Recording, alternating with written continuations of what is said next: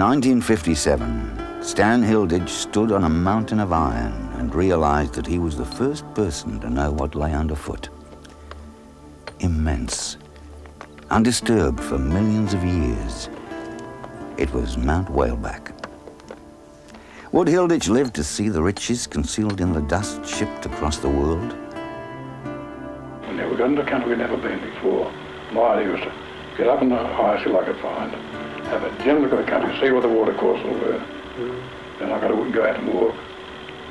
And you can always find your way back to where you're going. Right, so I got on top of Whaleback, and there it was. I had a look at the structure. It was obvious from the cutouts from the south, come on the south side of Whaleback. You could see it was going to be deep-seated, high-grade, an enormous deposit. So that night I said to my wife, now listen, this deposit is going to be enormous. We probably won't have any chance of anything in our lifetime, but we may. Closed the door and I got down and I found a woman. And I said to him, now look, I've got a big deposit of iron ore. I want to do something with it. And he said, where is it, Stan? I said, well, it's in the Pilbara. It's about 270 miles, 300 miles from the coast. Now, woman's in Sydney. Yeah, he visits in Sydney. His office in North Sydney. He works around Tarman. And he said, look, Stan, it's a cheap commodity. It's too far from the coast. I suggest you forget it. Go on what you're doing. Well, I wasn't prepared to do that. Too far from the coast. That's what everyone said about the huge deposit. But Stan Hilditch had high hopes. And they were further heightened when the federal government lifted the 30-year embargo on the export of iron ore. In 1963, Hilditch and his Sydney-based business partner, Charles Warman, reached a preliminary agreement with the American company Amax to develop Mount Whaleback. CSR joined the team, and the Japanese steel mill signed up for 100 million tons of ore delivered over 22 years. It took 5 years of intense negotiations to assemble the project, and in that time, costs were climbing. It became clear that another partner was needed. BHP was in the area, looking for a new source of ore for its steel mills, and young Mal Neeshaw was a member of the team sent in to take a look. Well, at the time, I was with a BHP exploration party in the West Pilbara, working on another prospect, and the word came from Melbourne office, would we move over to this Mount Whaleback and sink some deep holes in the deposit. So we came in with what was then a state-of-the-art drilling rig, which could drill holes to about 800 feet, which was good in those days, and just put down 4 deep holes, which did in fact indicate that the ore body continued at depth, and I think that was probably what finally decided BHP they would be in the joint venture. So BHP came in as a joint venturer, manager and customer. By 1967, development was underway at the eastern end of Mount Whaleback. An open-cut mine with ore crushing, train loading and industrial facilities supported by the new town of Newman. I was picked up at the airport from DC3. Was taken into what is the Newman homestead, which consisted of a camp, a couple of sheds, about 30 tents. When I was shown my particular tent, I thought to myself, what the hell have you got yourself into again, Ron? Well, certainly 12 hours a day, 6 till 6, with half an hour for lunch. It was certainly the longest and the hardest that I'd worked in my working life. But getting up in the morning from a tent in the middle of winter time at 5 o'clock, if you wanted to get up for breakfast, was particularly hard. At the same time, the railroad and port grew rapidly. The standard gauge railway, built to carry the heaviest payloads in Australia, pushed south across 426 kilometres of bush, hills and rivers. They set track laying and beer drinking records. Nearly 400 gallons of beer per mile. Working in such a remote region presented some unique problems. As I said, I was 17 and we were using a 28-pound sledgehammer to knock sleepers. And today you've got different type of rent with highly mechanized equipment. But yeah, 28-pound sledgehammer is pretty hard yakking, yeah. In the construction days, well, it's just like building a tunnel, that when you start digging a hole, you want to see the light at the end. Well, each division had a certain task to do, like the guys who actually do the blasting and the building of the formation and the track laying. So that's what the construction people wanted to do. They came in to do a job in 24 months, and that's exactly what they want to do, and achieve it and go up. Recreational time, there was just drinking at night and watching. We've got a famous movie, what we call a movie, but it's a safety film, but there are other things besides that. At the time, it was expected to carry more than 220 million tonnes of ore over the next 15 years.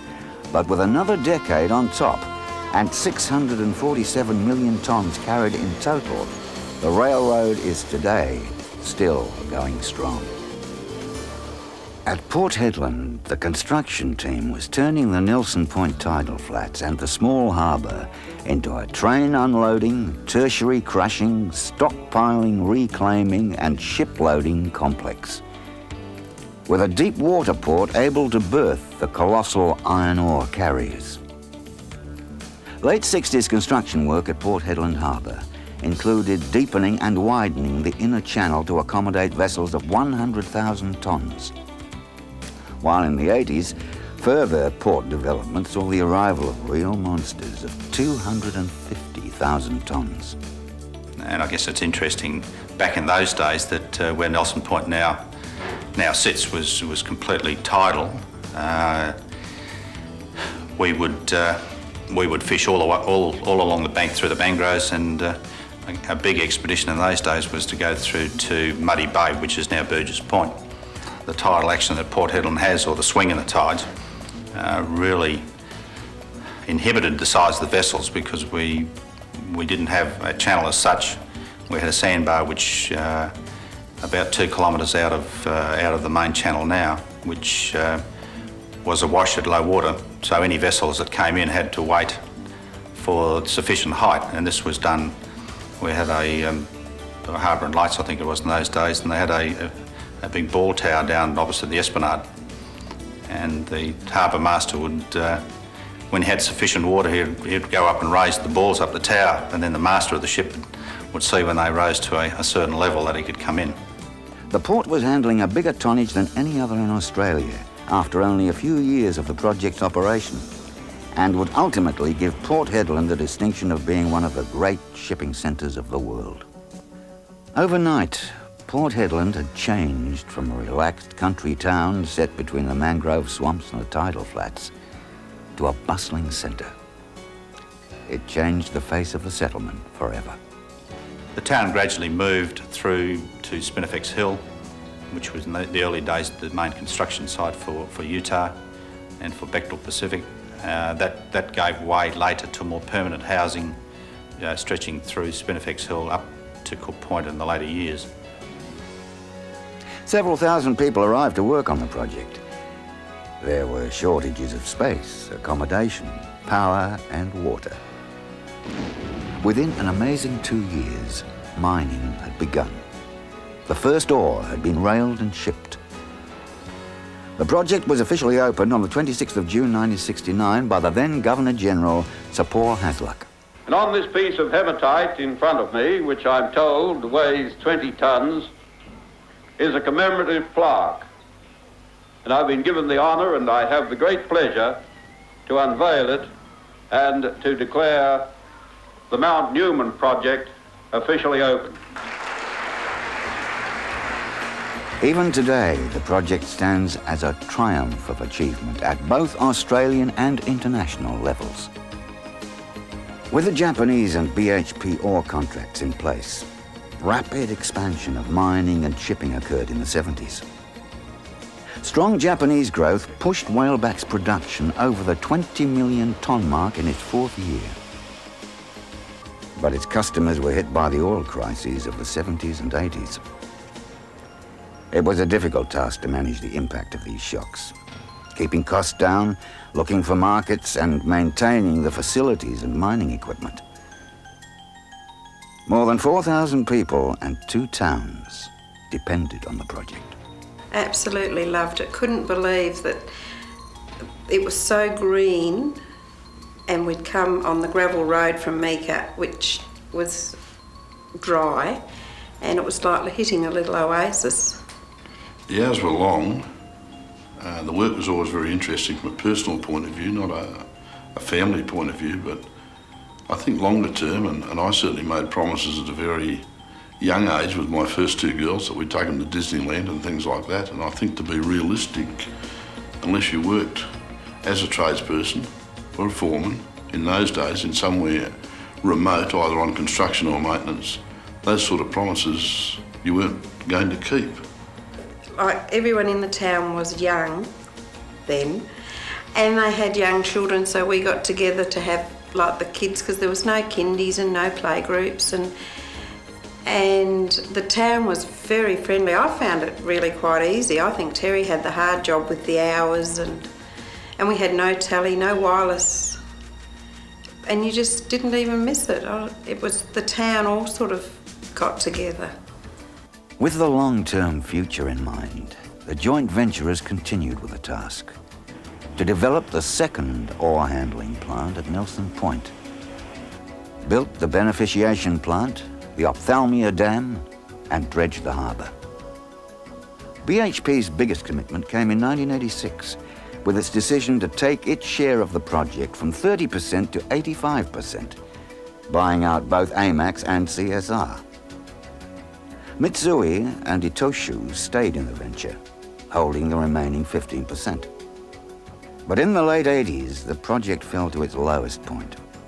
Poor industrial and customer relations, a short-term approach to mining, and a wall failure at Mount Whaleback contributed to its problems. In 1990, momentous changes had swept the Pilbara. BHP Iron Ore, its workforce, and the unions were showing the way with a series of industrial agreements. These led to the first enterprise agreements in the iron ore industry. Under a new mine plan designed to control mining at Mount Whaleback to the end of its life, a massive overburden removal program is reshaping the mine. Now it's much easiest. Before was much more danger, because with full load you always was driving down the hill, and now it's opposite way. Hard to believe to myself. 24 years I was old when I started here, and put 24 on top of that. That's half my life. There's a new focus and direction among people in BHP Iron Ore, and with a modern fleet of trucks, shovels, locomotives and loaders, productivity is climbing. A 2-year development program at Nelson Point is about to be completed. The new South Yard and updated North Yard with automatic stackers and reclaimers, the lump ore rescreening plant, and plans to establish a gas-fired power station in Port Hedland. These huge investments provide the platform for the project's future. While the physical changes have been obvious, other more subtle developments have also occurred. The world's best practice principles have been established in the mobile equipment workshop and the track and signals department. Particular attention is being paid to meeting customers' increasingly exacting requirements. Research and rehabilitation techniques applied to areas where mining is complete are winning awards and are being copied by other companies. The project has had a significant impact worldwide. Jobs for people in the Pilbara, orders for suppliers from Perth to Germany, ore shipped to steel mills in New South Wales, throughout Asia and Europe. The company now is in a period of transition. We've just put behind us 25 years of achievement. Some of it was not easy going. The last 4 or 5 years we have put in place programs which are designed to make sure that we have got a firm foundation for the future. There are several things that I'm very proud of in our employees. We've asked a lot of them in the last 2 or 3 years, and some of the things that we've asked, particularly in the early stages, were not difficult for people to understand why they were needed and very difficult for them to accept. So I think perhaps the thing that has emerged recently as being the most outstanding thing among all of our people has been their ability to accept change. Change sometimes can be a very threatening thing, but I think our people have discovered that in fact change is inevitable, and change is not necessarily bad. In fact, it can be very exciting and can in fact be a way of ensuring that we survive. Well, I would like BHP Iron Ore to be regarded by our customers and our owners as the best iron ore company in the world. Stan Hilditch lived to see his vision become reality. The Mount Whaleback mine will continue for another 35 years, and new mines in the Pilbara for decades ahead will inherit the benefits of its railroad and port.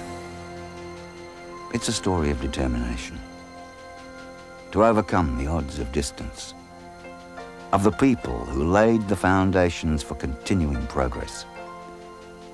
They had the confidence to build the project, see it through to its success today, and to invest in it for the future.